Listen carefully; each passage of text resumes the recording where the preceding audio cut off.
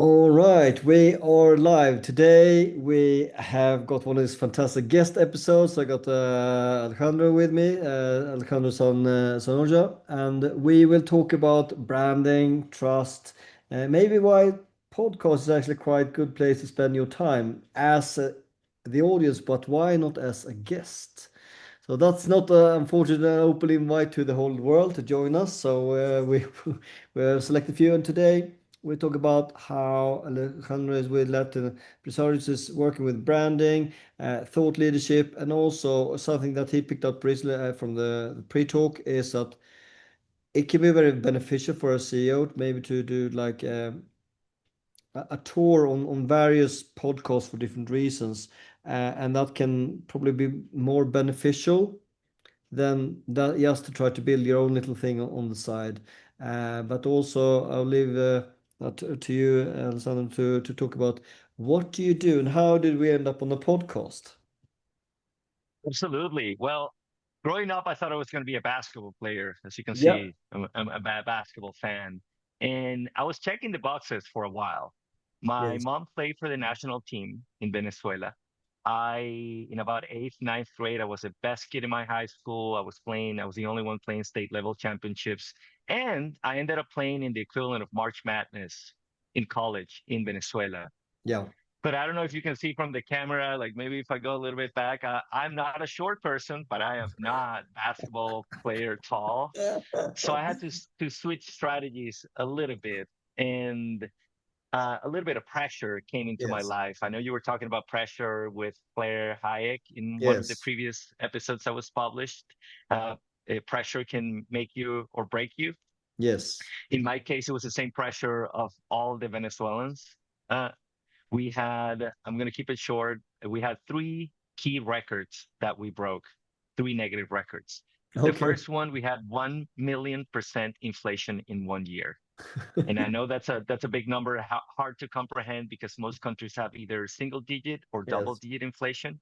Yeah. 1 million% inflation means that as you go into the grocery store to go pick up your product, the price is going up. And then you pick Yes. up the product and go to the register to pay, the price is still going up. That's how crazy 1 million% inflation is. The second record, we had more than 30% GDP drop in 1 year. And I believe now it's more than 70% from the highest point before the Chavista regime took over. Yeah. And economists are still trying to figure out what happened because it's usually a war or a natural disaster that causes these big drops. We know the case, ask us economists, is the Chavista regime. And the third So, negative so I'm record that we laughing. It broke, is not funny. It's tragic for the people, of course. Please carry on. it is. No, and don't worry, we Venezuelans laugh a lot about our tragedies. And I Yeah. think there was I don't want to deviate, but there was a documentary that Chris Hemsworth did on how to be a peak performer. And it turns out that if you laugh about your pain, it makes it a little bit more endurable. So Yes. don't worry, you're not going to make me feel bad. We make fun of ourselves more than other people. Good. So the third record, right? More than 30% of the population has left the country. More than 10 million Venezuelans. This is the biggest refugee crisis of this side of the world. And I was one of those. Pressure had to go out of our country. I landed in Houston, in the University of Houston at the Bauer College of Business. They transformed my life. I was not a good student in high school or in college because I was focused on basketball. But they transformed my life. And I quickly learned, and I know you talk about this in one of your books, you talk a lot about trust. My strategy was I'm just going to get good grades. And in the Yes. first semester, I quickly learned that grades are not that important. It's really about the relationships that you build and how you build your skills to build those relationships.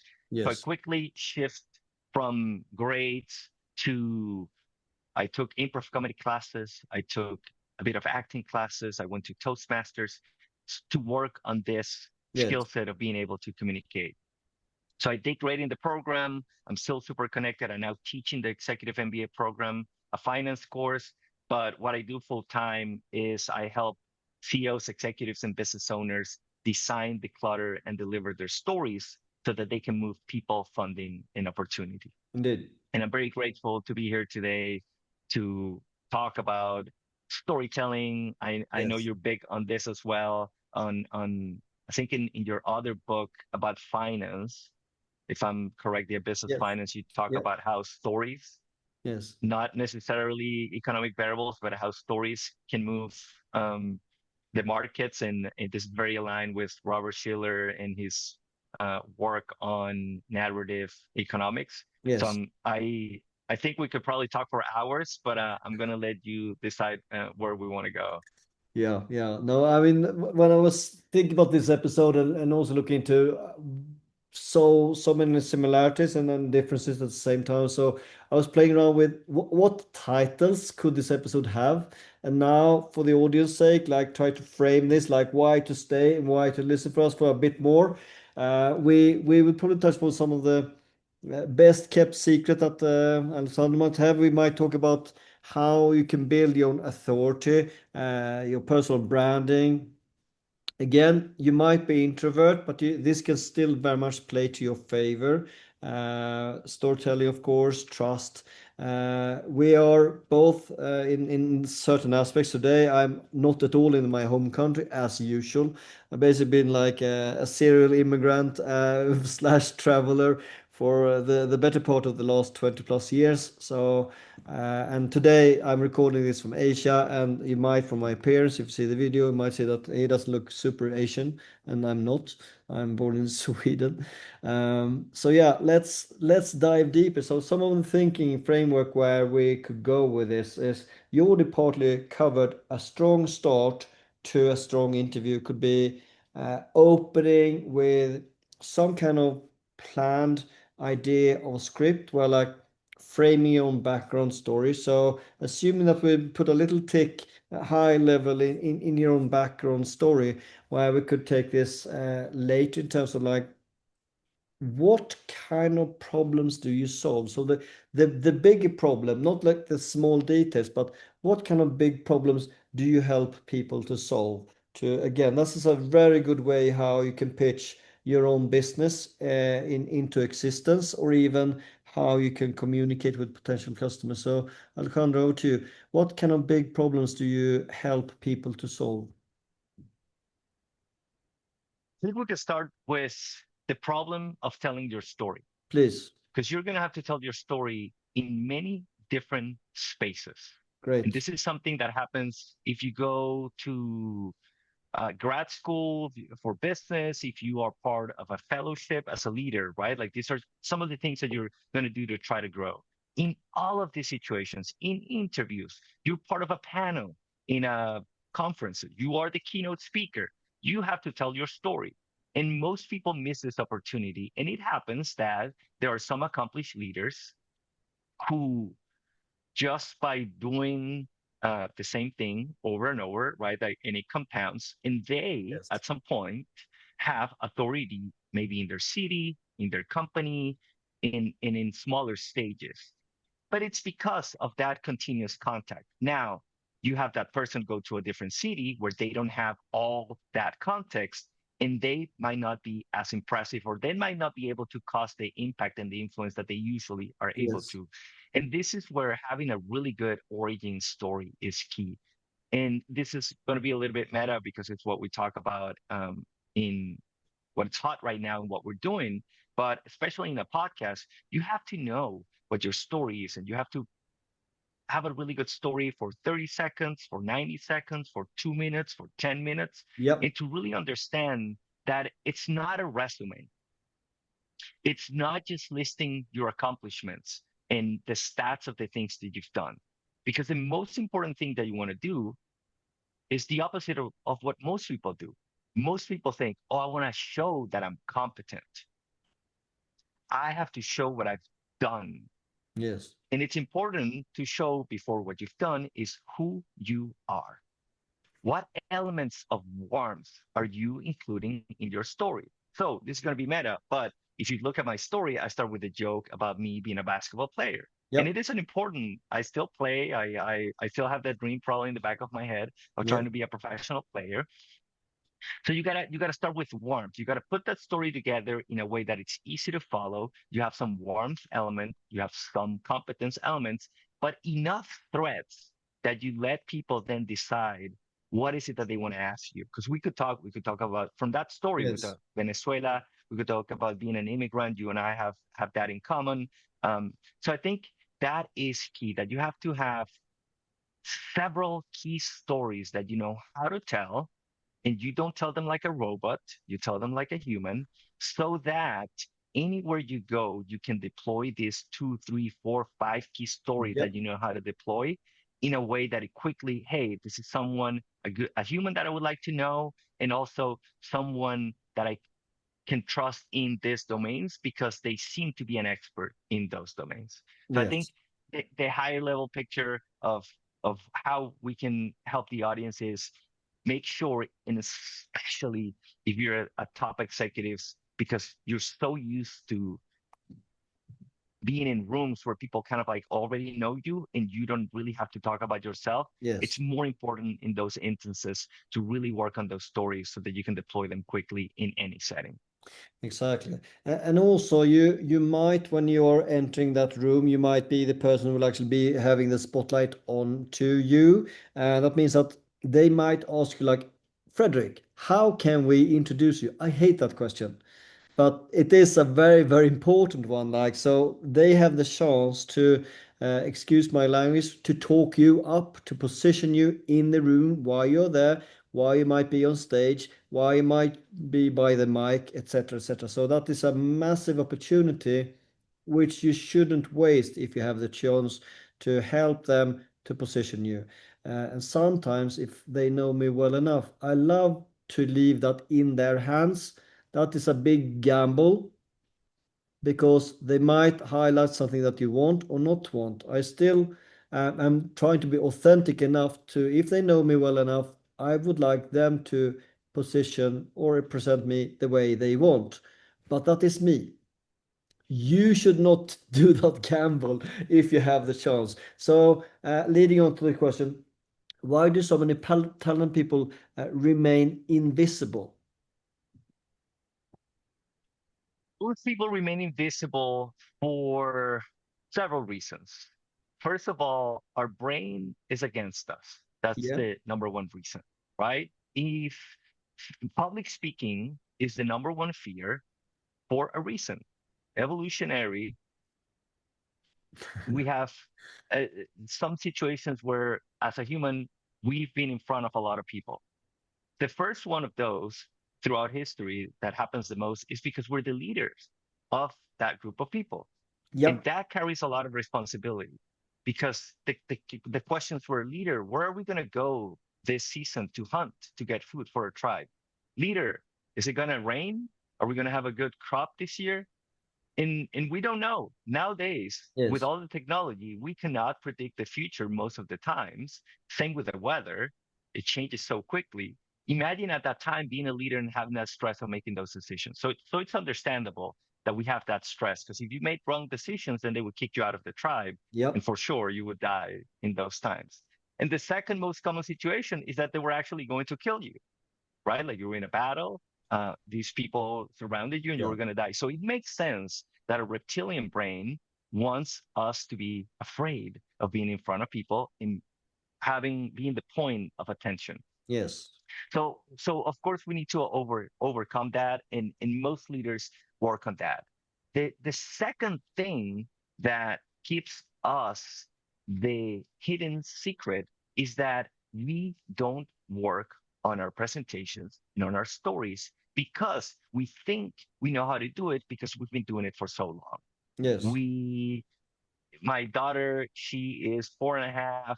She's going to be presenting in school about a little state that she got, and she has to do a little presentation. She's probably Yep. going to do a few bullet points, and that's it. And we keep doing that, right? Like we go to elementary school, we go in high school, we go college, and we keep presenting in the typical, hello, everybody. I'm Alejandro Sanoja. We're going to talk about this. And then you go and you don't add humor, you don't add stories, you don't change your voice, you don't add suspense, you don't work on your body language. So we keep on moving forward thinking that we're really good at presenting. We're Yes. leaders, so we might be getting invited to podcasts, to the radio, to conferences. And we think, hey, we're doing it great because we're getting the reps in, but we're not really focused on mastering the skill of building trust quickly with our stories. But I think the, thinking that we know how to do it and not revisiting that, it's one of the things that's acting against most people, and that Yes. keeps them known in their circle, but it's not allowing them to leverage the majority of their potential. So it's kind of like, uh, to bring it back to the finance world, it's kind of like investing in a stock and they had a dividend that they're paying out, and you saying like, hey, don't pay me the dividend. I'm good just with the appreciation of the price. Yeah. Why wouldn't you just Yes. make the most out of the whole investment? Yeah. No, very, very valid point. And that leads to a reflection. So today it is very, very easy to think that you're learning, you're investing in yourself by only consuming. So you're consuming content. And I shared recently on another podcast, think about the ratio between how much you're creating versus how much you're consuming. With that said, at the same time, many, many professionals hate the word like branding and personal brand. How can they break out of this dilemma and understand that actually one way to put yourself out there is to share, whatever that share might be, and not only reshare someone else's, but maybe share someone else's with a twist, with a comment, or maybe to put yourself out there. And like coming back to stage fright or stage presence, how can people break through this? I don't want to be a brand. I don't want to put myself out there. It's a big fear, and I think it's because it has a negative association. When we think about the term personal brand has been valid for so many years. Yes. And if you think about what branding is, where the word comes from is to leave a mark with a hot iron on Yes. something, right? Like you branded something to make sure that, hey, this mark is going to be here so we can identify it. So that's what you're really trying to do with personal branding. The problem is that now personal branding has been associated with doing dances in TikTok, doing weird videos on social media, being Yep. an influencer, which most of the time means knowing how to get attention, but not having a lot of depth and Yep. substance to what you're doing. It's all the form, not the substance. So people see that and say, hey, I don't want to do that. I don't want to be that. And then they keep themselves out of the opportunities of making sure you are a polished communicator, that you know exactly what you want to be known for, and you're communicating that. And people are doing personal branding whether they like it or not, with every interaction, with how they shake their hand, with how they look people in the eye, with how they move, with their tonality, their cadence, their rate of speech. All of these things are having an influence in other people. So I think most of the times the key element is not to focus on you, which is the big mistake. People think, oh, personal branding, it's personal, it's about me. It is not about you. It's about the value that you can create in the world. So Yep. if you've had an experience, you have knowledge and you can share it, do that. There's many ways. You don't need to share your breakfast or your routine or how you wake up in the morning. There are many ways to do it. You can just talk, stay in your lane and talk about the things that you're an expert on. But I think if you focus on, keep the focus out of you and put the focus on the value that you're going to create and the people that you're going to help, that's one quick way to get out of that fear of putting yourself out there and start to build your personal brand. Yeah. And to elevate that even further, so people will not trust at all you automatically. On the contrary, but they will trust what you keep putting out there consistently. And unfortunately, you need to make that visible so the giving value consistently means different thing for different people. And for example, as we started on this podcast earlier, that you commit to maybe I will try to be a guest on 2 podcasts per month. That will actually add up to a lot of podcasts over a couple of years. And you're now leveraging multiple people's network and their audiences, and you have got the chance to connect and give value to them as well. So yeah, feel free to reflect on my reflection.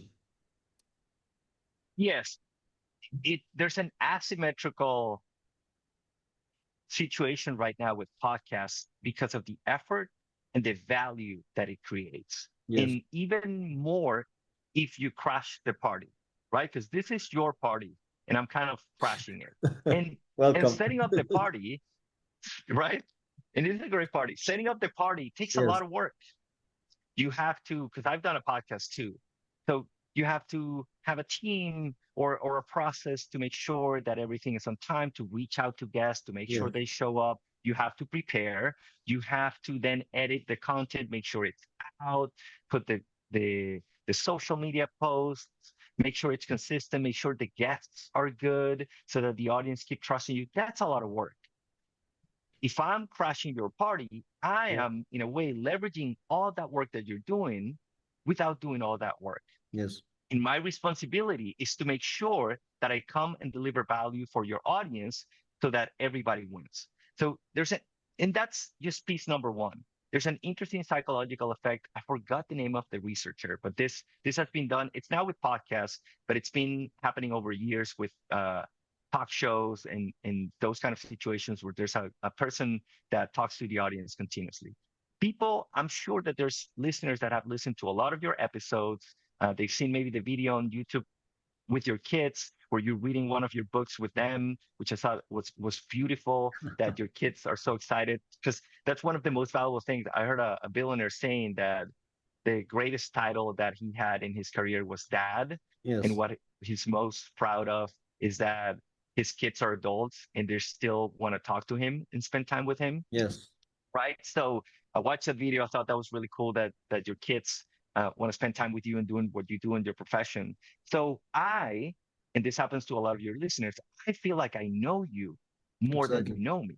And this happens in a lot of podcasts where the listener has so much trust in the host because of the familiarity, the value that they've gotten, that if you, as a guest, come in and deliver value to the host, deliver value to the audience, you can borrow that trust. And you didn't put in all the work in all the episodes. Yes. So that's asymmetry number one. Asymmetry number two is this is going to be out. I know you have a YouTube channel. I know you put the podcast on Spotify, on Apple. It's going to Yep. be evergreen. Exactly. If people search, if we do a good job of making a good podcast, when people search for it, they're going to find it and they're going to listen to Exactly. it while you're sleeping, whatever you're doing. People are going to be getting to know me without me even knowing. On top of that, now that we're in this world of AI, I know you sometimes talk about AI, mentions are key for you showing up on AI. So Yes. if you, as a leader, are in one podcast and you talk about finance, but there's another leader that's on 100 podcasts, maybe you know more than the other leader, but the AI algorithm is going to think they know more because they have more mentions and more links. Yes. So that's asymmetry number two. You are doing something once that it's going to compound and it's going to be out there. It's going to generating value for you. Yes. And the third one is that in this world of us having to kind of like play this attention game, and again, going back to not everybody wants to do it, not everybody Exactly. wants to do personal branding. If you're in a podcast, you're talking your expertise, and you just then hand that to your team, and we'll show how that looks like because we'll do it for this podcast. Yep. Then you're going to be able to create content. I'm sure that from this 1 hour that we're going to spend together, I'm going to be able to do at least 30 pieces of content, if not more, Yeah. from Exactly. chopping the videos, from getting quotes, from images, right? And it makes it so easy for my team because I don't have to approve the copy, right? If I'm Exactly. ghostwriting for you something and it's just, hey, you give me an outline and I go ghostwrite it and then they come back, you have to review it because Yeah. we're going to publish it with your name and you want to be sure that it's your words and it's in line with what you think. But if you do an hour podcast interview and I'm just using that, you don't have to review it because you already said it and you Exactly. know you're good with it. Yep. So with just one, let's say 2 hours, because it's a 1 hour or half an hour of the episode, and you got to prepare to make sure you're giving value. With 2 hours of an executive's time, you can get value in the transference of trust, You can get value in the links in Rank for AI. Yes. You can get value in the content that you're going to create. And then I'm going to give you a bonus one. This is one of our secrets with everything that's going on with AI. Imagine you go to, let's call it, you said two, let's pick a small number, two per month. So you're going to do 24 interviews in a year. Yep. Some of the stories are going to be the same because you want to tell the same stories to to build up your reputation and your branding. But some are going to be new because you're going to have a normal conversation and some new topics are going to come up. Now, imagine you set up a project in one of these AI tools and you load all of your interviews to that Yes. project. Don't you think your team is going to be able to create content for you that's actually what you said? Yeah, exactly. So it's just the asymmetry of value in going to a podcast well prepared, deliver value for the host or for the audience is one of the biggest ROI things that executives can do. Yeah, completely agree. So, giving you a super quick AI hack. So, for example, in Google, you got a Notebook LLM. So, you put all of your podcasts, YouTube links, or documents, or books, and everything you've done. And now, all of a sudden, you can get a fantastic AI understanding of your voice that then you can populate all the other tools with as well. So, yeah, great stuff. Yeah. So yeah, no, it's so excited, so quick. So early today, I did something that I have not done previously. So I took the RSSF feed for this podcast, and I did some quick analysis with one of the AI tools just to understand, like, am I on brand with my own brand, with what I'm doing myself. And then I also had to review all the way back to the first episode, and like, if I should take any of these episodes and unlist them, which would it be and why? And that was really fun to see, because the ones that were picked sometimes doesn't make sense. So if you had a podcast that you've been running for, like, actually it was like 9 years since we hit the record with the boys the first time, my co-host Ivan and Charlie, that's part of the original story to why this podcast even exists, is because I wanted to have my sons to meet really interesting people and learn from them, and they have, like, millionaires, billionaires, and they, like, they're just people, and now they dare to talk to, like, really famous people, and that's great. So it's just like, maybe you should delete, like, episode number one. No, do not delete episode number one, whether it's good or bad, it doesn't matter.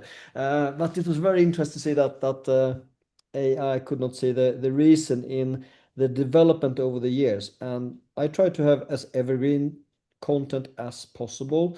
So I would say probably well over 85% of everything we've done so far is as relevant today as it was many years ago. And that's really cool. And what we are sharing right now today is also very topical as well, because the value of yourself to the world will be important, whatever you're going to do. So, how can people be strategic about getting more out there? We have indicated many things already. So please feel free to build on other ways or expand on what you already have said.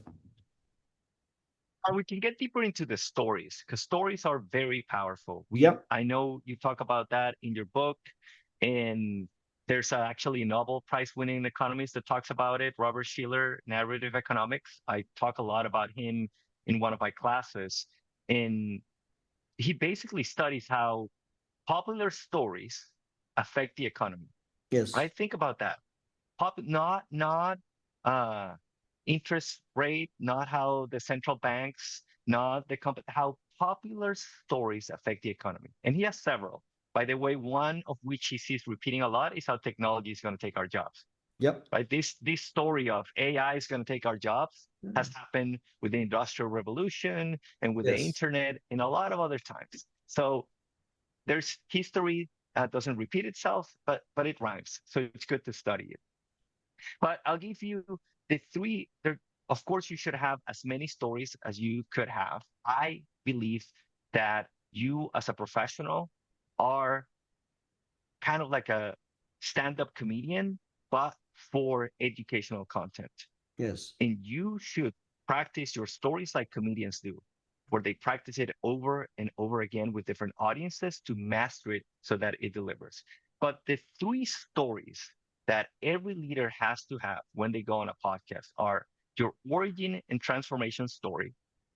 And as we talked about, it's more important that you lean on warmth than authority, because later on, you're going to have time to build on your competence, on your authority. So make sure it has some warmth elements that show who you really are. The second story is a contrarian POV, or the thing that you're bringing that it's not so obvious, whatever it might be. In our case, we're talking about podcasting and crashing the party as a Yeah. podcast guest. That is the highest leverage. Stop going to conferences. Stop spending on ads. If you're not doing this, you shouldn't be doing anything else, right? That's my contrarian take. But everybody should have a contrarian take.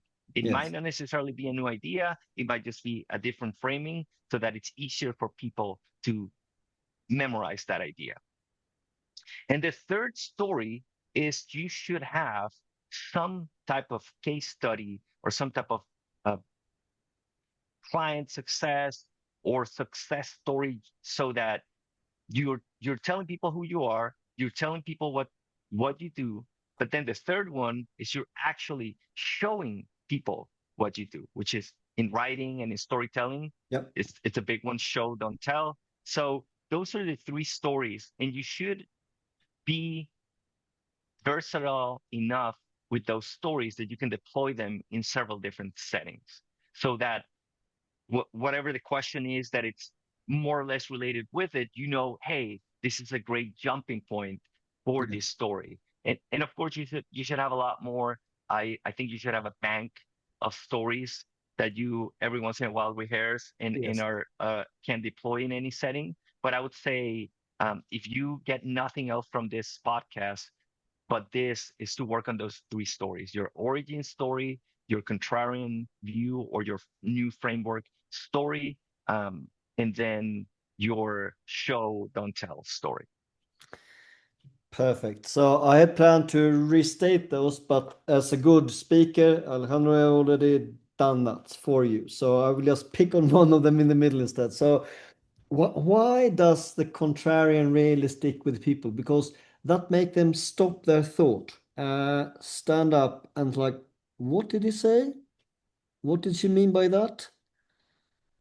And challenge maybe the concept. I'm not saying that you have to be contrarian, but it is one way how you can disrupt the thought pattern and you become way more memorable, whatever that might be for you. And again, this does not need to be too political or sensitive. It's just like something which, again, is rocking the boat a little bit.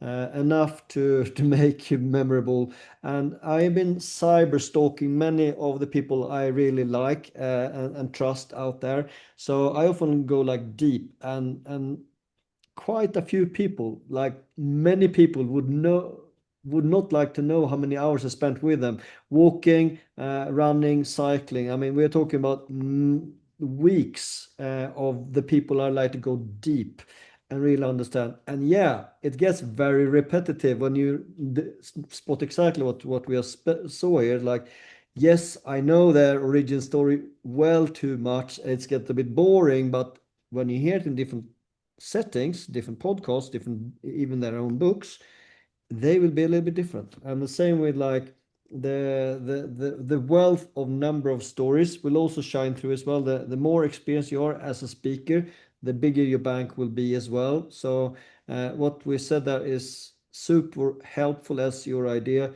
And why not have this chat with AI to come out with a discuss, okay, here is what you know about me, blah, blah, blah, and then discuss this out into existence if you don't already have one, because it is valuable to have feedback on that story if it will be interesting or not so interesting. So I'm just sharing that as thoughts. So as you go through leadership, and leadership that actually converts into action from others, and leadership that actually empower your team. How does this link to leadership, what we're talking about at the moment? In many ways, I think the first one is that every leader should be a great storyteller Yeah. because it's the highest Jedi mind trick, if you will, Yes. that you can use. And I think one of the greatest example, which is someone that I love, I think I've read already 3 bios of him, Abraham Lincoln. And if you see the Yeah. movie that Daniel Day-Lewis did, where he won the Oscar, there's a scene where he is discussing, I think the troops. They're kind of like with the troops and some of the other political leaders that are not so don't have a great relationship with him. They're there, and then they're kind of like discussing something, and Lincoln breaks the tension by saying, "Hey, let me tell you a story." And the guys were like, "No, no more stories," because they knew how powerful and how he would captivate people with his stories. Yes. I think he also deflects. There's a famous story on how he gets a question about racism, which was a very difficult question to navigate at the time, and he tells a story and he deflects the tension in the moment. So I think if you're in leadership, you owe it to your people to work on your stories, and it feels empty sometimes because you think that you should be working on other things that move the needle. And to your point, I think you bring up a great point that when you go deep on someone, you listen to the stories over again, and it's repetitive. And most people, and this happens to a lot of leaders, they think that it's fake Yeah. because it's the same story.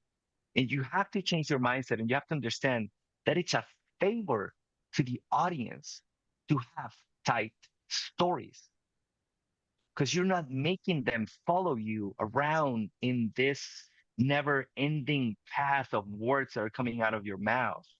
You have very tight stories that deliver on what you want to communicate. So I think most people equate prepared stories with fake, but it's actually a service to the audience to have tight stories that you know you can deliver. And I want to also touch on another point talking about the same in we could connect it to leadership, but what you were saying about the contrarian point of view is that if you are knowledgeable in your area of expertise, you know there are nuances to everything. You Yes. know it's all a big gray area. So if we're talking about investment, it would be very difficult to say you should only invest in stocks because we know there's so many vehicles and it depends if you're young, if you're close to retirement, where you are, how much money, you're so many variables. Yes. But if you say that, that's not going to be different and people are not going to stop the scroll.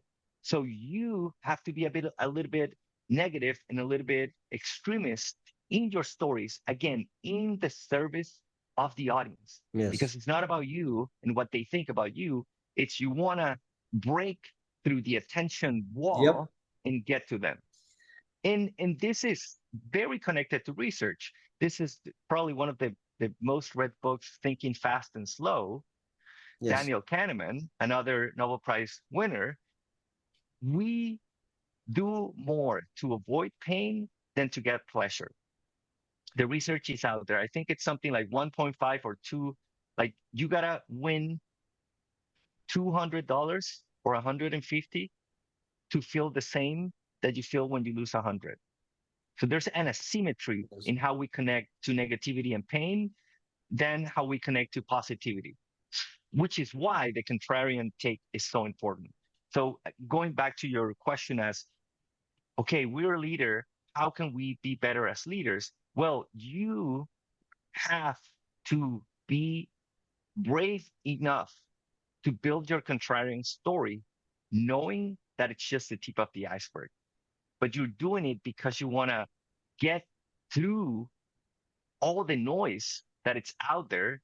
And it's going to be even harder now with AI because of the amount of content, the amount of faceless channels, Instagram channels, YouTube channels that are out there are it's going to skyrocket. So now even more as leaders, we need to make sure that we know how to capture and maintain attention because if not, our message is going to be lost. And this happens a lot. talking back about the basket secret, that people complain that, oh, look at this young person, 20 something, talking about finance. They don't know about finance, but they're selling books and selling courses. Yes. Why? Because they're not so afraid to do all of those things in public, in front of the audience. Yeah, I was listening to a podcast earlier today when I was out walking, and the person that they were interviewing, he made some very bold statements when he was like 13 on social media. And now he is in his really, really, really early 20s. He's already done like an exit of roughly 100 million. Not bad. So he delivered on what he said on that stupid little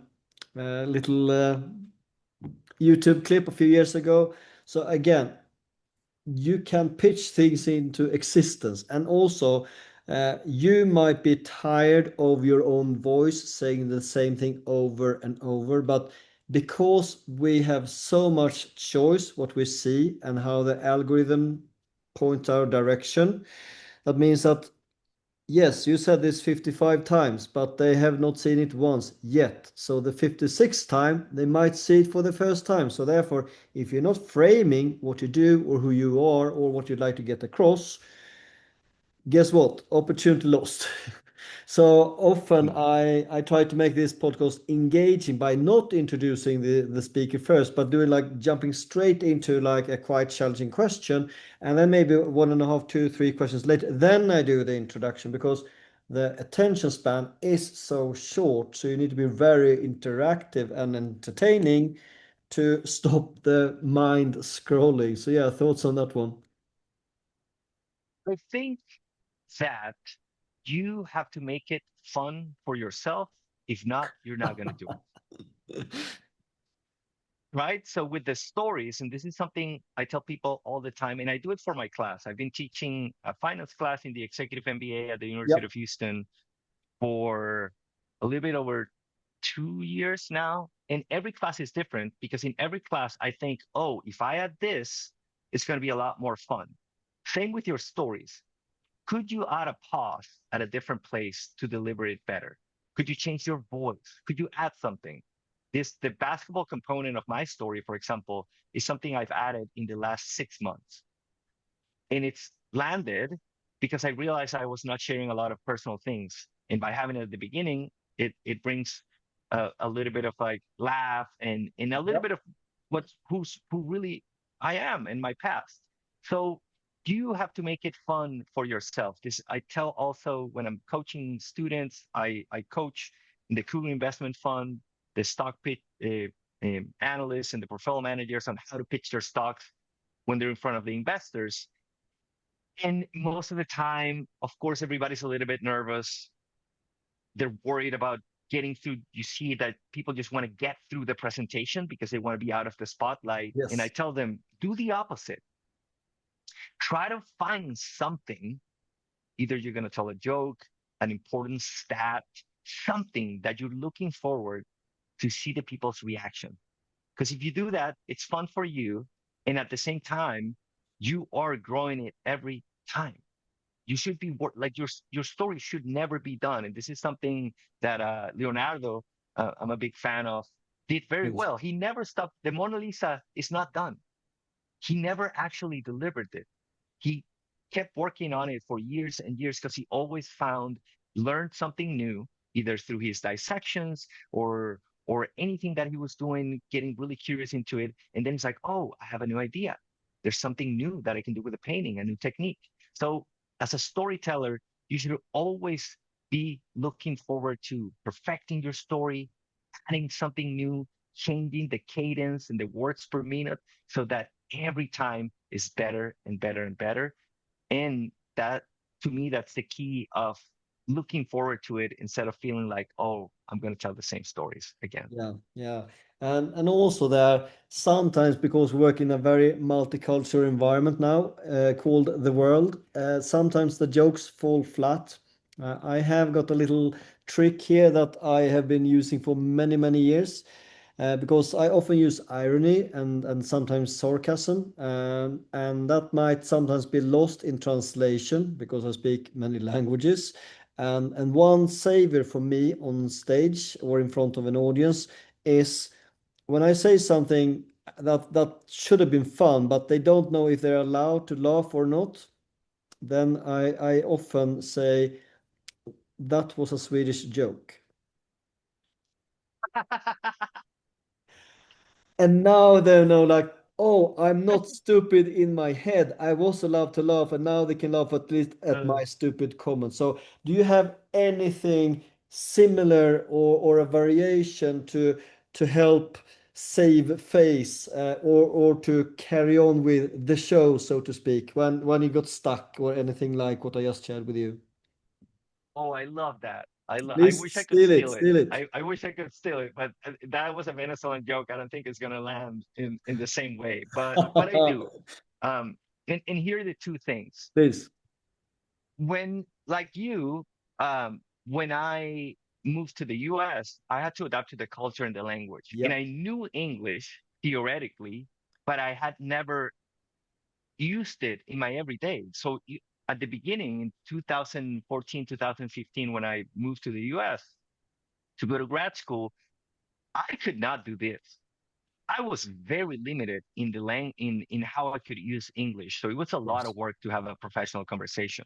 So I joined, and against my will, I joined an improv comedy class, and I did all 5 levels. Yes. And I hated it at the beginning. I hated it because I'm not a theater person. It felt fake. It felt silly.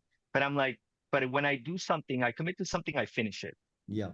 And I just thought this is going to help me with communication. I have to think uh, quickly in English. If I do this, then everything else is going to be easier. And then I learned two big things with improv related to your point about what happens when you tell a story and you're expecting a reaction, whether it's a laugh, if it's a Yep. joke, or anything else, and it doesn't land. The first thing that I learned is that sometimes the joke doesn't land, but if you keep moving forward, nobody notices. Exactly. So, because we used to, for example, I knew some things would land if we do physical comedy. We had a group of three friends, and we would do a lot of physical comedy. We would dance, and sometimes like two big dudes dancing would be funny. And sometimes every once in a while if we have a small audience, we would do it and it would not land. Or you have this idea in your head, this line that you're like, oof, when I bring out this line, everybody's gonna laugh. The first time something like that happens and it doesn't land, it feels like somebody punching you in your stomach and taking all the air out of you. Yeah. You leave, or if you have a bad show, you leave the show and you feel like the worst, most less valuable human being or idea, or you really feel bad. Yeah. It hits you at your core. So you do that, you do it again, you do it again, and at some point you understand that the show must go on. You are delivering an experience, and you did your thing. If it doesn't land, don't worry about it. What I tell my teammates now is keep doing good scenes. If we do good scenes, we're here doing our job. Same when you are presenting. If Yep. you are telling good stories and giving good data, that is your job. Don't worry about the reaction. So that's the first lesson. Keep going forward as if everything is going great. You tell a joke, it doesn't land perfect. That's what you had planned, because later on you're going to tell another one, or you'll come back and you'll make it better. The second thing I learned in improv, I am a highly obsessive person. I don't know if people can tell from either my background or how I organize things, but I became a student of improv, not only as a student in the class, but watching good performers. And there's something called object work in improv that I think translates very well to the professional world, that people should develop it. Object work in improv is when you're in the scene, and of course it's theater, but you don't have actual props. So you start doing the object work as if you had something. Yes. Why? Because I'm an introvert. I'm doing improv in English, which is my second language. And as all immigrants know, yes, you can become bilingual or trilingual and speak many languages, but you're never as fast as you are in your native language, right? Yes, And some indeed. ideas come in your native language and you have to translate. So with object work, you buy time without looking like you have no idea what's going on. So if I'm on a scene and sometimes I would jump onto the stage and nobody jumps in, and I'm like, well, this is weird. I cannot talk to anybody because there's nobody on scene. If you start doing something, object work, it looks like the scene is going while it gives you time to think about what to say. Because if you stop there like this and you look like you don't know what's going on and you look scared, people are going to connect to that. And then it's going to ruin the experience for them. So in the same way, you're not gonna start doing object work in your professional speeches or when you're speaking at a conference or a webinar or at your company, but there are certain phrases that you can use to buy time. There's certain questions, right? And you can restate the question while you think about it. You can use this is another exercise that we use in improv, and I teach it a lot. You can use last phrase listening, so repeating, starting your sentence with the last words that the other person said to build from that. Yes, You can kind of like summarize what the other person said while you're thinking of the next thing. But there are some things that you could do that would be object work in the professional world that buy you a little bit of time so that you don't feel like you have to have it right away, exactly. like many people think. So in this case, the bonus by doing what Alejandro said is you also need to be a good listener. And you need to pay attention to what they say instead of thinking about what you will say next. And that, per default, will make the conversation much more pleasant for them. And if you allow them to speak more than you, same thing there. They will recall this conversation. This was really, really good. And probably when we conclude this podcast later, after we hit stop in the recording, like how was this? Like one reason why you might think this was actually a nice experience because you were allowed to finish your thinking and you were allowed to speak and share many thoughts. So that in any conversation is the gift that you can give together with good questions to the other person, and to restate the words, like you just said there, is a very powerful way of communicating, not only buying yourself time to think more, articulate what you will say later. So let's move into my world, which is a lot around finance, and see how there is so strong overlap between building trust and communication and branding. So number one there, I work a lot with trust and capital, and I argue strongly that the higher the trust, the quicker the capital can actually move, whatever that might mean in any kind of deal. So as I work with ideas linked to this, and trust is to me a form of currency. If you don't trust the currency of the country, well, you've seen that from first person view what happens, and Hmm. when visibility and trust, how can that even be like commercialized? Why is your trust so important in any kind of deal making? I think it's a foundation of why we are able to be at the top of the food chain. Yes. If we didn't have trust, think about it. One on one, we as humans, that's, I think the most we could probably take is a big dog. And I know there's been a lot of conversations about this online about how many men against a gorilla. And I'm just amazed of how people think that they could take a gorilla or an animal. Like there's so many animals that one on one would totally destroy us. We only Yeah. win because of collaboration, and collaboration only happens with trust. We have to trust that the tribe actually has our back for us to sacrifice for the tribe.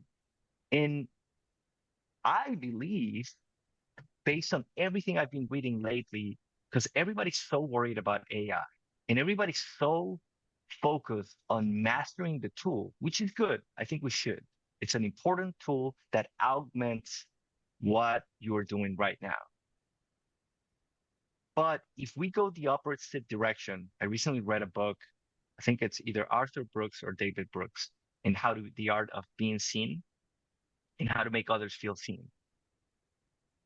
Anybody who from now on focuses on making sure that they are as human as possible and they Yep. maximize their human skills, they are also going to come out on top.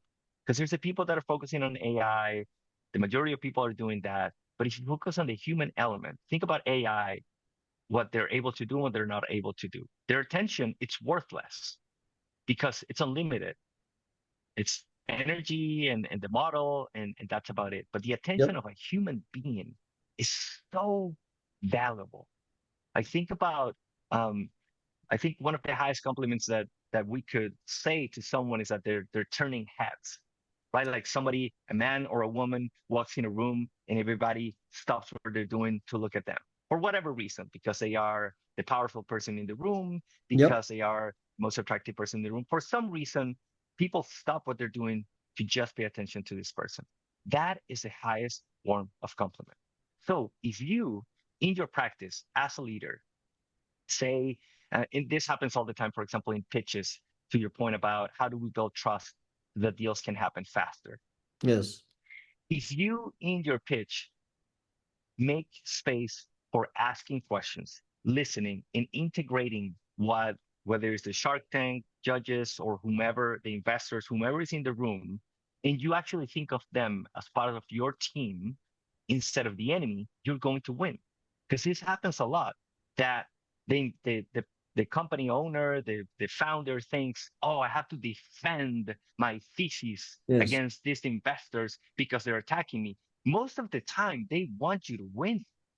They're Exactly. spending time understanding your business because they have capital to deploy that they would like to deploy as quickly as possible to Exactly. start generating a return for them and their investors. So if you think of it as like, hey, these are my friends and they want to see if there are holes in this deal, most of the time they have more experience than I in this world of understanding what a good investment is.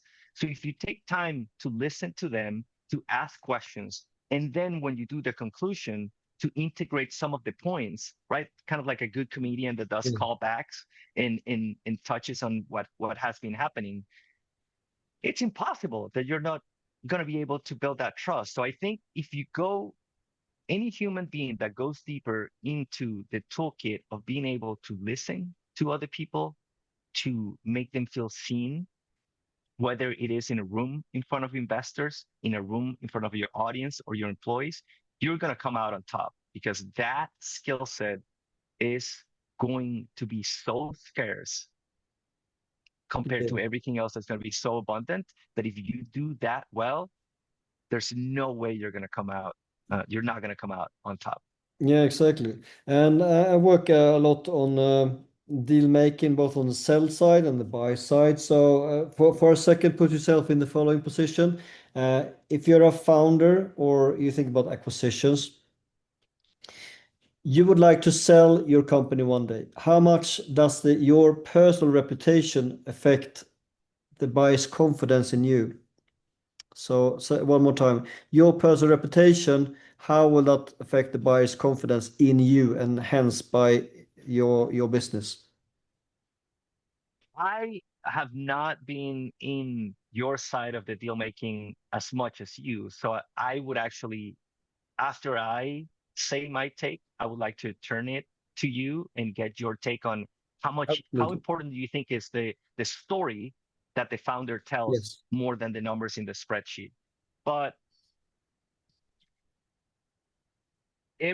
most of the big investors that we've heard in our era talk about the person and the integrity, right? Like if you Warren Buffett, for example, says, "Hey, buy low, sell high." That's the number one rule, and then don't lose any money. And the way he picks people is, I need to know that they're smart, they're competent, and that they have integrity. Because if they don't have integrity, the Yes. other two don't matter, right? And that is your reputation. If you, which for example happens a lot with pre-money valuations, if there's no numbers, nothing that we can, there are no sales, nothing has happened yet. How Yes. do we get those valuations? It's because of the trust in the person Indeed. and not necessarily in their skill set that they're going to, just in their sheer either grit or determination or ability to handle pressure or their capacity to build trust. I know you talked about trust in the book and with David uh, Coleman, Yes. I Yes. believe, in one of the recent Yep. episodes. So I think that there are all these things that are difficult to measure that we cannot put on a report card or on a spreadsheet. And that's why some people don't focus on those, but those are the secret, right? So you go to business school, you can show your parents your grades and say, hey, look at my grades. I did well. Yes. But imagine telling them like, hey, I built really good connections. I have this many LinkedIn connections and I met these great people. They're going to say, what were you doing? Same in evaluation. We want to see EBITDA. We want to see growth rate. We want to see what are the levers. We want to see unit economics, revenue per employee, right? Like we need to see all these metrics and see how it compares. And but we forget about this intangible thing that it's difficult to put a finger on. That most of the time it's more valuable than anything else. So I think that the most valuable asset you can build is trust in the community. Yes. And the easier way to do it is like doing what you say you were going to do, Exactly. period. But I think it's the most important thing. And it's something that if you do well, opportunities are going to be able to find you as you progress in your career. But now I would want to, you've been in that seat more than I have been. So I would want to Yeah. hear from you. How did this discussion come up when there's a deal, the numbers are okay, but there's something tells you that there's more there because of the either how the leader is presenting themselves Yes. or the stories they're telling. How do you navigate those discussions? Yeah. So no, number one is put yourself in the shoes of the buyer for a second. So you would like to trust the person who is displaying his company for sale to you. You like to trust the numbers and therefore the reputation of the person is very important. Now flip it a little bit. So now you are the person selling your company.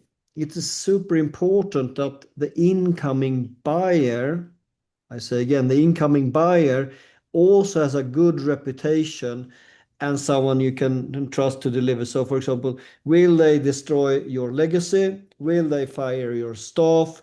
Will they pay? Will they squeeze me out of paying the full price, maybe with an impossible earn out?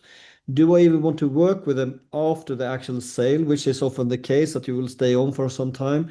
So that means that you, as the seller of a company, you really need to qualify who you like to work with. And that's actually one reason why not only me, but also many of the people in my network of business buyers often get a deal done even if we don't offer the highest price. Why? Because they like to work with us for the long haul. They believe that we will carry their legacy and the name of the company and their staff into the future with more opportunities instead of the other buyer that maybe just would like to asset strip everything and make a quick buck. So that's a take on that one that I think many people can relate to out there as well. Yeah. Yeah. I was going to say that, and this is something I changed my mind recently. I don't remember exactly which book. I think it was like Warren Buffett or someone else, one of these big names. And they said that you have to make sure that when you do a transaction, everybody wins so that they want to do the transaction with you again. Because sometimes we're so focused on, for example, not paying more than what we should, Yes. right? Like we don't want to be fooled into paying a premium for something. In the car buying business, for example, is don't let them sell you the add-ons because that's what they do to the stupid people, right? And we have this mindset. And then on the other side, it's like, what if those add-ons, Yes. Makes what it if you better. like them? Yeah. What if it changes your experience? And on the other side, what if you let the salesperson win a little bit of a commission? Wouldn't that hurt? If you're buying, I don't know, 60, 70, $80,000 vehicle, what if it's instead of 80,000, 82, 83,000, and that makes the commission for the salesperson a little bit bigger? And when you come back to buy another car, they know, hey, this person actually is a good buyer because they don't nickel and dime everything. They're gonna quickly serve you, help you. So I think that also to your point about how important trust is, I think it's also important to understand that, and I heard this from Jordan Peterson, which I think was very important, is that how to be good at playing a game. It's not about winning the game. It's about getting invited to play the game continuously. Yes. Because sometimes we focus so much on like, I gotta be good. And this happened to me a lot. Going back to the beginning with playing basketball. I was so good and I would tell people all the time. And I'm sure now, knowing what I know now, that people pick me because they didn't want to have me on the opposite team, not because they wanted to play with me. Yeah, good point. I think they just put up with me. They didn't really want to play with me. Now I do the opposite. I'm like, I'm passing it around, I'm complimenting people because I'm like, I just want to be Yes. invited. As an adult, it's very hard to find games because all adults are busy. So if you find a really good game, Yes. whether it is a poker night that you have with people, whether it's a basketball board game night, whatever it is, whatever game you're playing, because we're all playing games all the time, status games and different games. Whatever game you're playing, you have to understand that winning is getting to play the game again with good people. If Yes. you do that, you're winning. Forget about winning the game. The winning is getting to play the game eternally because it's a game that brings you joy, brings you good feelings, and it's going to help you grow. So if you're in sales, and many of you people are indirectly in sales, so your game for the day is the first phone call or that first sales meeting. The purpose is to get a second one, not to close today. That's the game. Correct. Get them to like it By to the see you way, again. I wanted to mention this and I wanna make a promise Yeah. that because I know I watch your post. I think it's Daniel Disney. Yes. Yeah. Yeah. Ha, Yeah. have you Yeah. Yeah. gotten have you gotten him on the podcast yet? No. No. But it Oh, was really funny. Please tell the story instead of me telling. okay.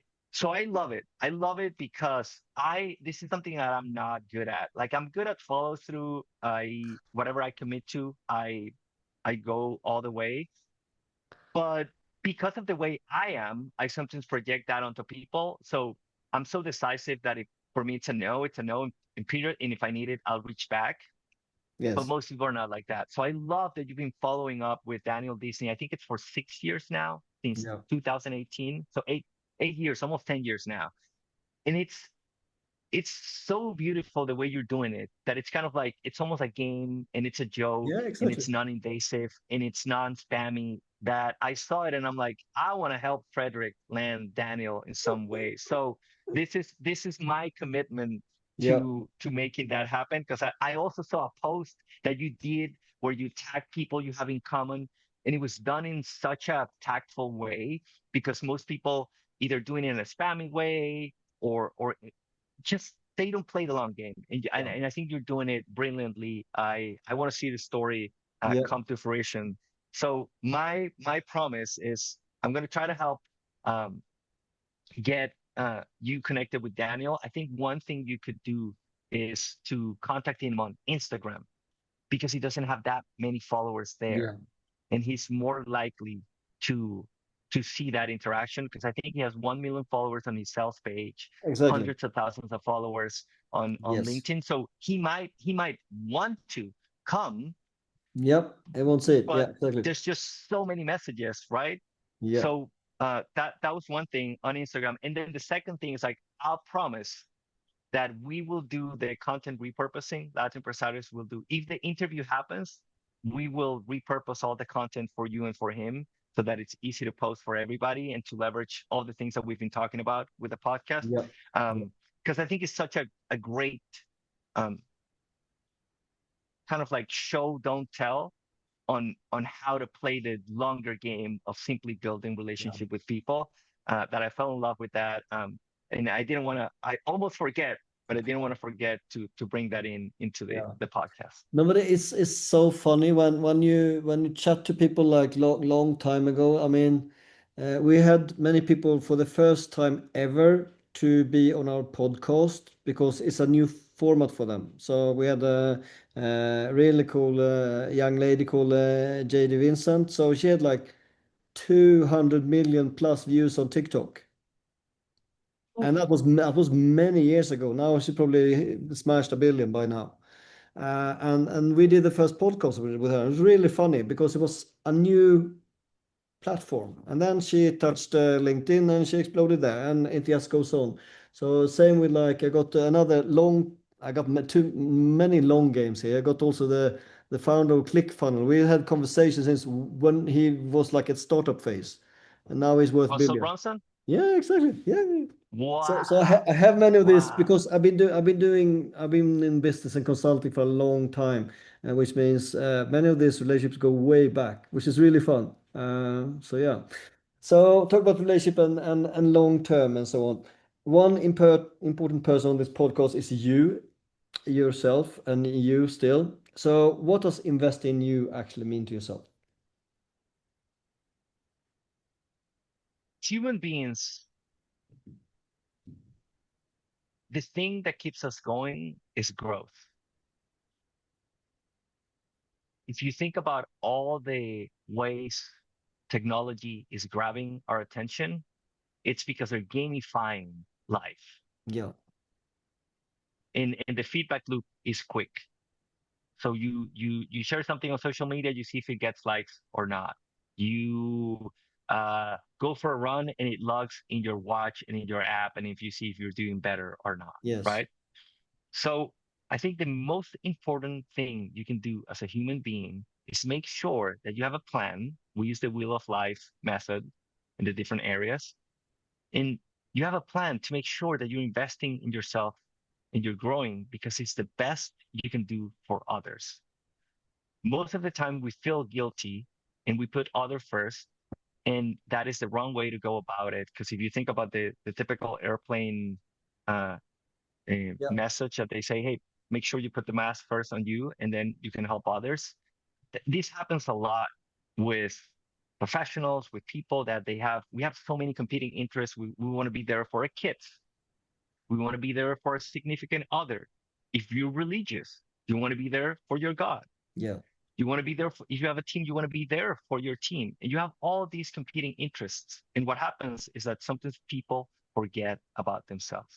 And investing in you can be as simple as, because investing, we always think about money. And of course, that's an important one. But it could be as simple as making sure you sleep 8 hours, Yes.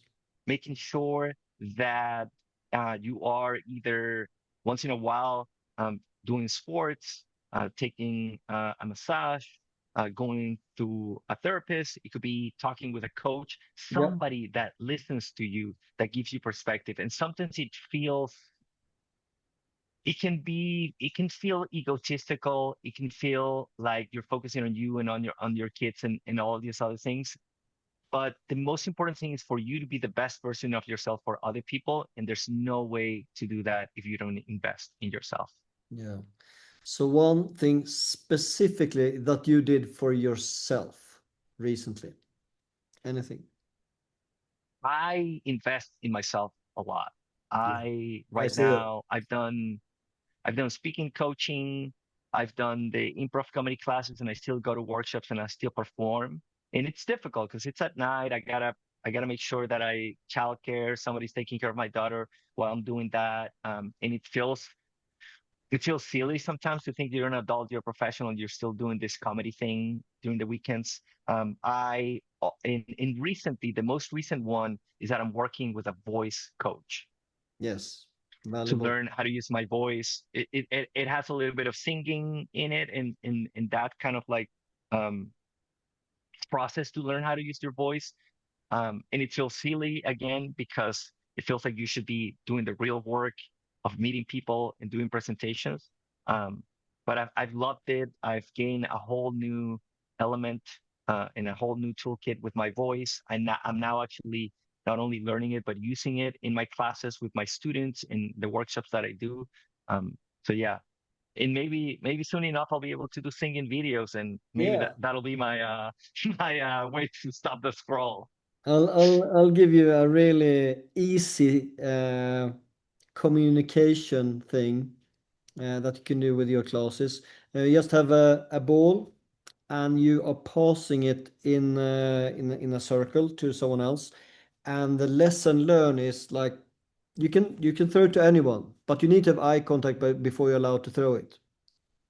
So this Ooh. eye contact thing is very uncomfortable also for many people and super important in terms of communication. I used to use this all the time when I was training experts in communication because many of the experts are more introvert, hence also like I'm not generalizing, but I'm generalizing a little bit anyway.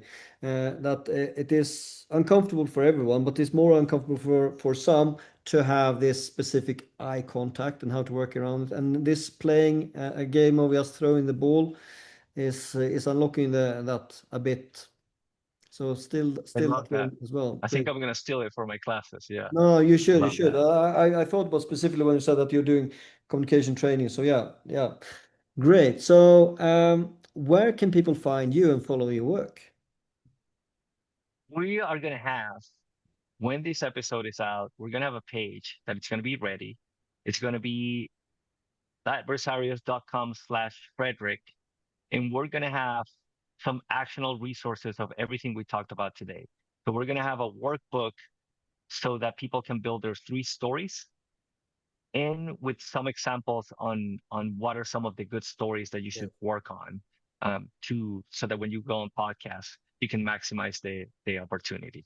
But we're everywhere on LinkedIn, that impresarios. You can find me on LinkedIn. I share a lot of content there, Alejandro Sanoja. And but more than that, thank you for this amazing conversation. I think we could go on for hours with We go so on a bit many more. overlapping topics that we have. But thank you again for the time. I know it takes a lot of work to prepare a podcast and to do it the way Sure. you do it. So I'm just grateful that you allow me to be here, tell some stories, and share your platform. Yeah. So one thing I really like, a term that not sure if you coined it or if you borrowed it, doesn't matter. I love your term podcast tour. So the other year I set targets for myself how many podcasts I should be contributing towards as a guest. It's different to pitch yourself to be on other people's platforms. And as part of that, I decided I will do something more uncomfortable that I usually would not do. So I was a guest and I was talking about relationships, more specifically with my wife. No, no, not with my wife, but about the relationship that I do have with With my your wife, wife. which is quite often remotely. So right now we are worlds apart. I'm in Asia and she's in Europe. So that's how do you have a relationship when you're that far from each other? So I was pushing myself to be on a relationship podcast because that's something I usually would never talk about. But it was really well received. So my challenge to you is to follow Alejandro's idea here on a podcast tour. What is a podcast tour, and why could that be so beneficial? So, like we talked about, it's one of the biggest asymmetric value creation activities Yes. that you can do right now in whatever metric in framework you want to put it. It's high value, low effort in many ways for executives. But a podcast tour is like it sounds a tour, but instead of touring the country like artists do or speakers do, you can do it from the comfort of your home or your home office or your office and be in all these places.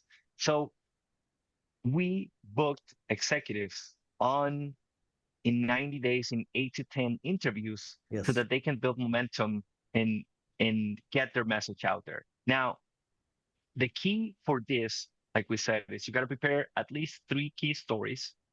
You got to prepare your origin story and transformation where you show warmth. You got to prepare your contrarian view story. It's going to be uncomfortable because you're going to tell one part of the story of your whole knowledge. You got to be okay with it. Yeah. And the third, you want to have some type of case study client result story so that instead of telling people what you do, you're showing people what you do. Yes. And why is it so valuable? Because time, people think money and other things, but time is one of the most valuable resources that you have because you cannot get it back. I think it's, if we rank it, it's probably time and trust are right there. But as an executive, you get asked for your time all the time by your team, by the board, by partners, investors. So you got to be really strategic with how do you deploy your time.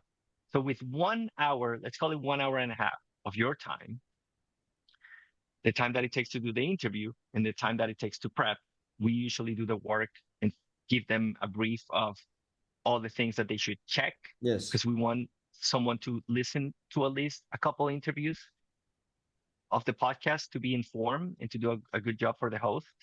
We want them to rehearse their stories so that they know how to deliver them. But in that 1 hour, you're going to build a relationship with the host.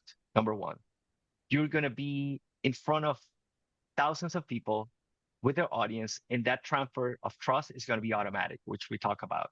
The psychological effect of you knowing the host, the audience knows the host because they've listened to a lot of episodes. So if the host is trusting the guest, then that trust is transferred. But then on top of that, talking about the AI world, you're going to get all these links and mentions in the podcast page, the YouTube page. If they have a YouTube, YouTube is huge for AI. LinkedIn is huge for AI. So you get all these mentions. You're going to start ranking higher on AI. You are going to get this evergreen content out there. And on top of that, you can get your team to chop that 1 hour interview into 30 pieces of content or Yes. more. It's what we do for our clients. So you get a month of content or more with just 1 hour of your time, and you don't even have Exactly. to approve it because it's the words that you said. Of course, I'm biased because it's what we do, but Yes. I do believe that the data shows that at least for now, maybe this window of opportunity is not going to be there uh, forever, as we saw, for example, with SEO and how it died. But I think right now, for executives, the most valuable thing they can do to build trust and maximize their time is to go on a podcast tour. Yeah, yeah, I completely agree. And there are quite a few good podcast bookers out there as well. So the again, it's a sales exercise to get onto a podcast, and Alejandro and his team and many others are doing a good job. But same thing there. Just because someone is sending you like a one-liner pitch on LinkedIn, like, oh, I can do this and that with your podcast to get you on a podcast, try to get referrals and get people who you like. And I mean, today I sent out, I got one podcast booker who is often, many times per year, referring me very good clients of hers to me, and I send her a specific brief now, like we are now niching down and helping her to pick the best guests, so she will only pitch the right ones for me. And the same, if you now would like to do that podcast tour, prepare the minimum. Let's call it a speaker pack, like your headshot, and I'm talking about the basics here. You know this already. A short version of how to present yourself. Again, in your favor, if you like to get something uniform out there. You might have some speaking points, but again, be open and not only talk about what you would like to speak about, because if you're too rigid in terms of what you're asking for, well, then you're only self-promoting. And no Right. podcast would like to have you just there to pitch yourself and your company all the time. That's why I always allow all guests to talk about themselves in the end. We might talk about it throughout the journey, but if it's like a pitch fest, people will tune out. Yeah, Can I share one more and we can loop it at the beginning and for say, sure. stay till the end because we'll give you the secret. So this is how you talked about how there's podcast booking agencies. A lot of those are using AI, and it's just automated, and Yes. they scrape whatever, and Yeah, it's now it's you horrible. can spot it. Hello, You can Eric. spot it My a name mile is away, Fredrik. Yes, go ahead. Carry on. and it can destroy your talking about trust. It can destroy your whole value Yes. situation. So what you do is you listen to two or three interviews of the podcast related to a topic that you are going to speak on, ideally, Yes. if there are those guests. And then you send a message to the host with the name of the the previous guest and the episode.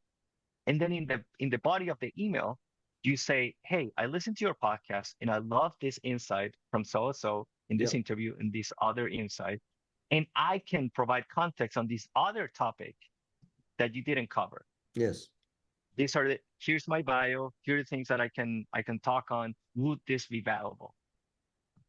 If Exactly. you do that, unless it's just a huge podcast and it's very hard for them to read the emails, most of the time we have about like a between 10 and 20% closing rate. Most of the time it's people that don't check their emails and we have a follow-up Yes. cadence. But if you do that, it's going to be such a contrast with how other people do it, that it's I about agree. them. In this case, you're turning it. This is one of our biggest secrets on how is it that we're able to book people on podcasts, just by really focusing on what's in it for the guest and showing that we've done the work and the Yes. homework, and it Exactly. works like a charm. Yeah, I completely agree. So I'd like to give you the chance to ask me two whatever questions about anything at all before we close out soon.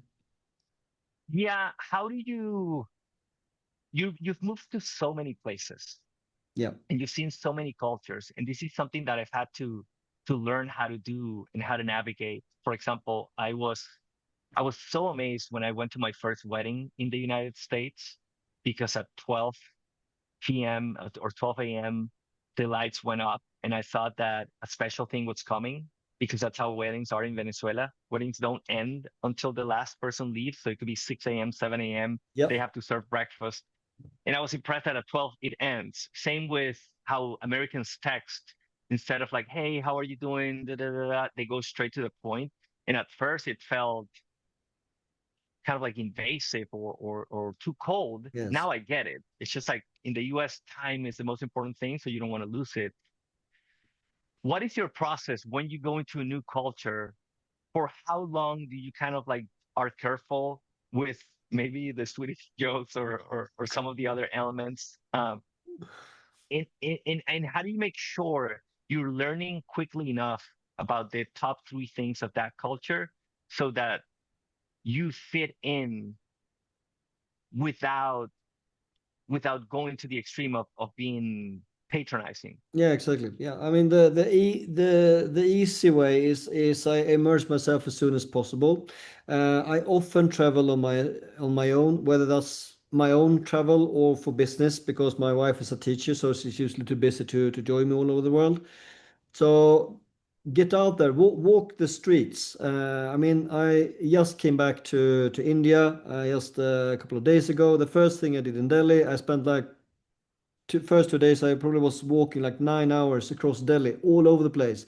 I was on the underground. I went to some of the place I've been before, and now I'm in another major city in India. Same thing here. I've been out walking, talking to people, and also avoiding some salespeople with my anti sales people, noise cancellation speak. But no, I try to dive in as soon as possible and engage with people, and then. The more you travel, the more you understand that we're all humans.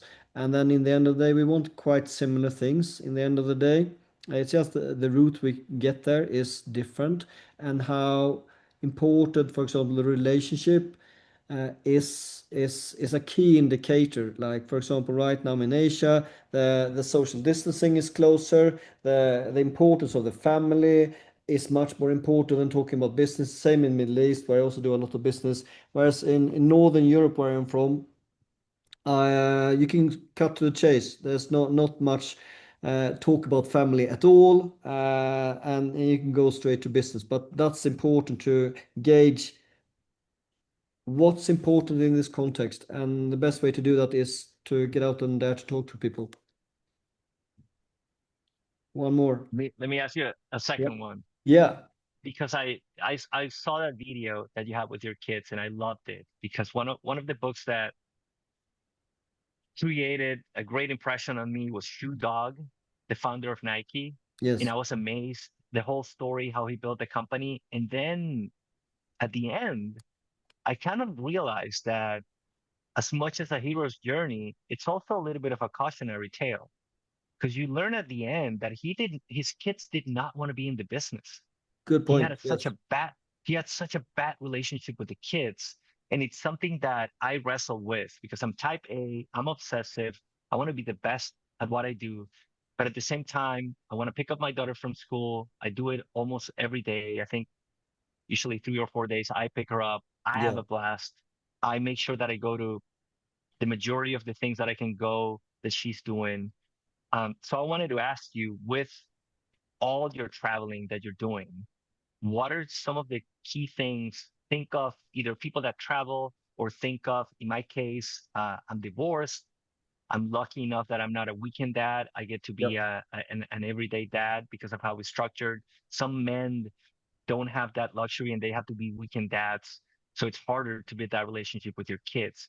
What would you recommend to someone, a dad who has to build the relationship with their kids in over a distance? What are Yeah. some things they can do to accomplish that? Yeah, so for context for people out there, so I've probably been away from my family, for my kids specifically, roughly like 40% of their life. I've been working in some other place of the world, either like consulting, traveling, or the military, or diplomatic, or yes, general entrepreneur. So I have set up my life so that I will be a lot more present when I'm present. So what does that mean? So I might be away working and I'm doing double shift in terms of like work when I'm away from the family, which means when I'm home, I can actually be home. So it means that I can actually focus more on them. And then also in any relationship, sometimes the absence is one of the factors that is actually the glue.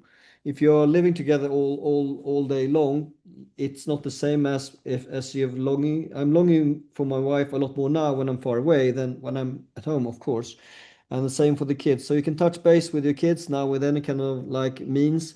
You can also, this might sound really, really cold, but it's not. Uh, a great way for me to find out what is going on in Ivan's head, my oldest son, is to check out his YouTube. What is he sharing with the world, including with me and everyone else that he wouldn't normally say on a call? So people are often more open to the world than to their closest people, which is really strange. So yeah, touch base, follow your friends, not to no your family, not to stalk them, but to check in on them, and to pick up signals. Maybe they're in a dark place, maybe they're in a happy space, and then when you're in the room with them, be in the room. Those are my key things.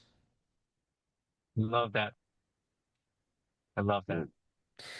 So, people from all over the world, we have been talking about important matters, which is how we connect with other people, whether that's through good, clear communication, if that's in your first or second or third language, how we can practice this. We had some really good insights also why you would like to do exactly like Alejandro. You get on someone else's podcast to maximize your connection with the world and save your time. I would love for you to leave us with some closing remarks as well on things we have covered or not covered, or anything else that can be valuable to a very broad audience out there.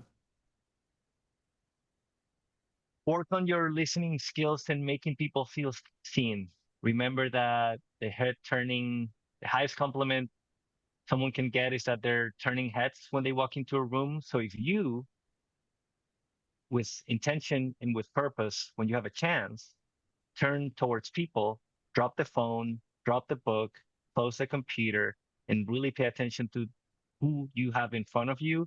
That is more valuable to them than anything else you can do for them. If you can do that, you're going to survive the AI wave. Not only that, you're going to make somebody feel seen, somebody feel valuable. And that is the most important work that we're here to do on this earth. And that's it. Cheers.